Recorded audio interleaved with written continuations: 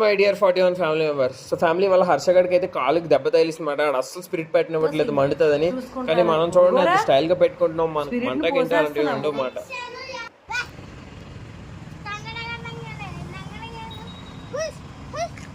రాయేసరి కాదు, వెళ్ళు కాల్ దగ్గర ఉంది కాల్.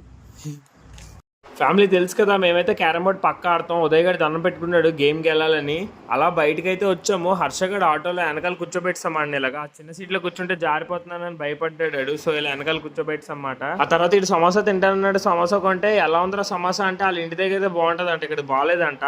నేను చూడట్లేదు అనుకో, వీళ్ళిద్దరు ఏదో చేస్తున్నారు. వీడియో తీయగానే చూడండి.